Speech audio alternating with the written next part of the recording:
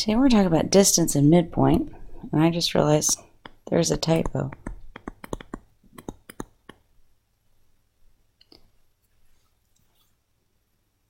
So the first thing we're going to do before we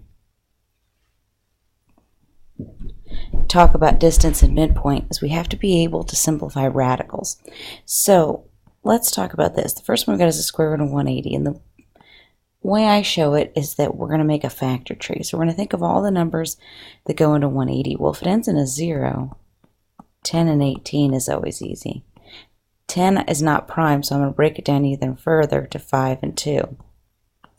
18 is not prime either. I can break it down to 2 and 9. If you did 6 and 3, it's going to work out the same in the end. 5 and 2 are all prime, so I'm going to stop, but 9 is not, so I'm going to keep going to 3 and 3. And now I'm looking for pairs. Each pair is going to represent one number outside of the radical. Anything not circled is going to go back underneath, and when I multiply this, I get 6 square root 5.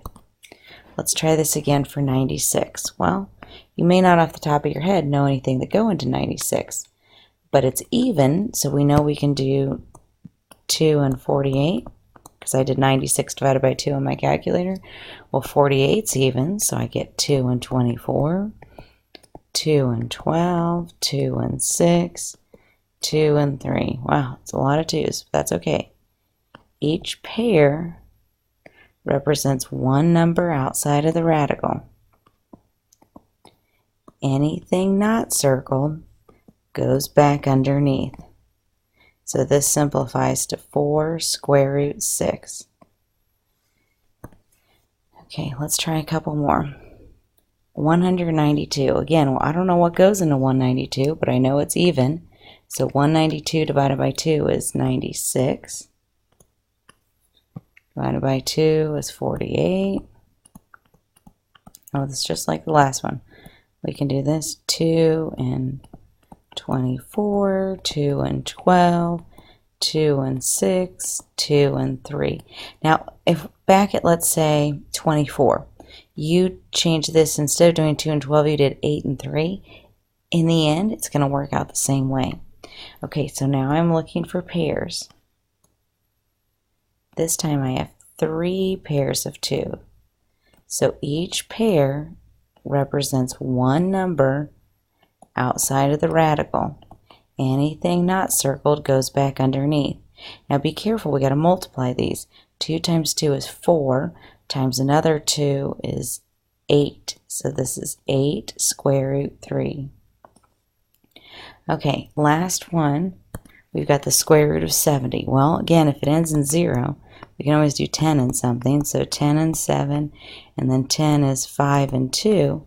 Oh, well, that's all the prime numbers, but there's no pairs. That means that it's not going to simplify any further, and the square root of 70 is as simplified as it gets.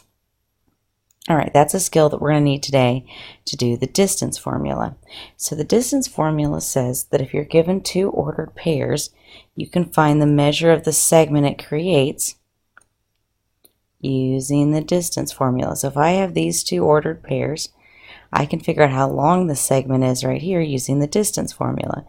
So one of the points I'm going to call x1, y1, and the other point I'm going to call x2, y2. And that should look familiar to you because we did that with the slope formula with 2 points.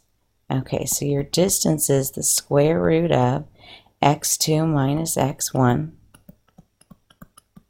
squared plus y2 minus y1 squared. So we're going to keep using this formula to find the length of the segment. Okay?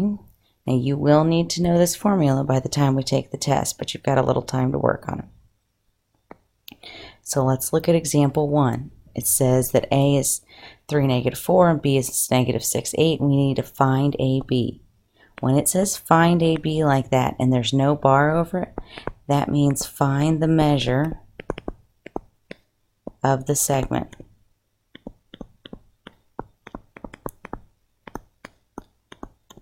And we find the measure of the segment using the distance formula when we are given 2 ordered pairs. So on this one, we're going to say AB equals the square root of x2 minus x1. Okay, let's first label this. We're going to call this down x1, y1, x2, y2. That should help us. So x2 minus x1 would be negative 6 minus 3 squared, plus y2 minus y1 is going to be 8 minus negative 4 squared. Okay, when you do this, you have to follow order operations. We have to simplify the parentheses first. Negative 6 minus 3 is negative 9. And then over here, minus a negative becomes plus a positive. 8 plus 4 is 12. Okay, still following order of operations, we have to square the numbers first. Negative 9 squared, because it's in parentheses, that means negative 9 times negative 9, which is positive 81. And 12 squared is positive 144. Because they're in parentheses and you're squaring it, your answers will always be positive for these problems. Okay, now I'm going to add them together. 81 plus 144 is 225. Okay, and now I need to simplify this radical. So I'm trying to simplify the square root of 225. Now, with some of these numbers, they're a little bit bigger, and so you may not know all the perfect squares. But the first thing I would do is put this in your calculator. And if you put the square root of 225 in your calculator, you're going to get 15. And if it comes out nicely, then you don't need to simplify the radical. You can just stop right there and write 15. Okay, let's look at the next one. We need to find CD. So this is going to be x1, y1, x2, y2. And when it says find CD, that means find the measure, and we're going to use the distance formula. Okay, so CD equals the square root of x2 minus x1. So that's negative 12 minus negative 9 squared.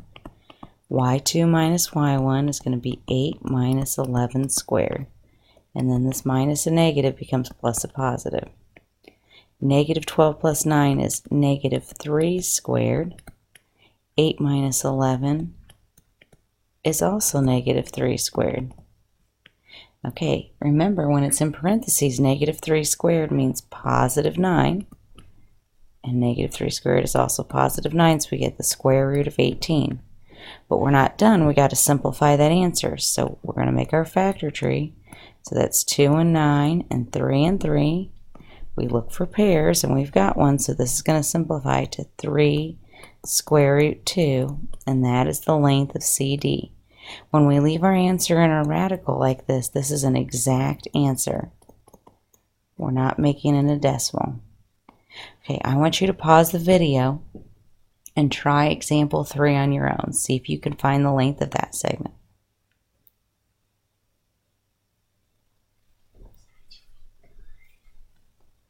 All right, so let's see how you did. I made E.1, X1 and Y1, and F.2, X2, Y2, and then I plugged it into my formula. And when I was done, I got the square root of 260. So I broke that down to 26 and 10, and then kept going, and so that simplified to 2 square root 65. All right, same problem, different way of asking it. Example 4 says find AB, and remember, when there's no bar over it, you're finding the measure or length of the segment.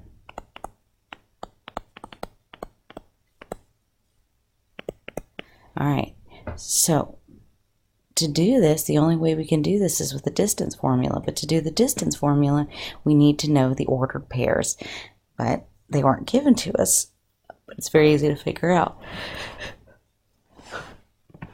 So let's read it off the graph. It looks like A is negative 4, 5, and B would be 6, negative 2. So I'm going to make this one, and it doesn't matter as long as you stay consistent, x1, y1. And this is going to be x2, y2. So when I plug it in, AB is the square root of x2 minus x1, which is 6 minus negative 4 squared, plus y2 minus y1 is going to be negative 2 minus 5 squared. The minus a negative is plus a positive. Okay, 6 plus 4 is 10, so this is 10 squared, plus negative 2 minus 5 is negative 7 squared. 10 squared is 100, so we get 100 plus 49, which simplifies to the square root of 149. And you can check. I don't know of any numbers that go into 149. It doesn't simplify anymore. So this is the length of AB. So because it doesn't simplify, that is your final answer. Now notice as I was doing these problems, I didn't get lazy and I wrote the radical every time. You need to do that too. All right, I want you to pause the video and I want you to try and do example 5 on your own. Okay, let's see how you did. So I found C and D, and I plugged it into my formula, and I got the square root of 65. Now 65 breaks down to 5 and 13. Excuse me. But there are no pairs, so it cannot simplify any further. Alright, so now we're going to talk about the midpoint. So if you connect two ordered pairs, you can create a segment. And the midpoint formula allows you to find the ordered pair of the coordinates of the point in the middle of that segment. And I don't know why there's a C here. But our goal is to try and figure out what this point is right here. So to do that, we're going to use the midpoint formula. And the midpoint formula is just an average. So to average two numbers, you add them together. So to average your x's, it'd be x1 plus x2 divided by 2. To average your y's, it'd be y1 plus y2 divided by 2. That's it. And whatever that simplifies to, that's going to be your answer. All right, let's try this. O is the midpoint of DG. We want to find O. Well, I know that O is a midpoint because over here it tells me that O is a midpoint. So that means these two are endpoints. Okay, now that's not going to be so important today, but it's going to be really important to understand next class because we're going to take this a step further next class. Okay, so to find the midpoint, we're going to average the x's and average the y's. So my two x's are 6 and negative 8, so I'm going to add them together and divide by 2. My two y's are negative 3 and 5. I'm going to add them together and divide by 2. 6 plus negative 8 is negative 2 divided by 2. Negative 3 plus 5 is 2 divided by 2. And now I simplify. This gives me negative 1, 1. And this, oops, sorry, my pen's acting a little weird. This is 0.0. Not 0, O. All right, let's try this again. Example 2. A is the midpoint of CT. So I gave you C and finding T. We're finding A. A is a midpoint because I told you it was the midpoint. That means these two are endpoints. So given the two endpoints, and remember this is going to be x1, y1, x2, y2. Given the two midpoints, we're going to average the x's and average the y's. So that means we're going to add them together and divide by 2. So my two x's are negative 8 and negative 7. Add them together and divide by 2. My two y's are 3 and negative 2. Add them together and divide by 2. Negative 8 plus negative 7, they're the same sign, so I add, so I get negative 15 divided by 2. And 3 plus negative 2 is 1, so I get 1 divided by 2. Now, those do not go in evenly, and we're not going to make them decimals. We're just going to leave them as fractions, and improper fractions are okay, so guess what? We are just done. That is point A. All right, let's try one more together. So it says L is the midpoint of FY. So they gave you F and Y. We want to find L. Well, I know that L is a midpoint because it told me it was a midpoint. So that means that these two are endpoints. So to find the midpoint, we're going to average the x's and average the y's. So my two x's are 4 and negative 4. So I'm going to add them together and divide by 2. My two y's are 0 and 10. So I'm going to add them together and divide by 2. 4 plus negative 4 is 0. So I have 0 divided by 2. 0 plus 10 is 10, so I have 10 divided by 2. 0 divided by any number is just 0, and 10 divided by 2 is 5, and this is the ordered pair for L. Okay, I want you to stop the video and try the next example on your own. Okay, let's see how you did. So I add my x's. Remember, this is x1, y1. This is x2, y2. So I added my x's, divided by 2. I added my y's and divided by 2. So point I became -1 13/2. But notice this, I left as a fraction. Okay. The video is over. You can now get the assignment from the sub, and that'll be due next class.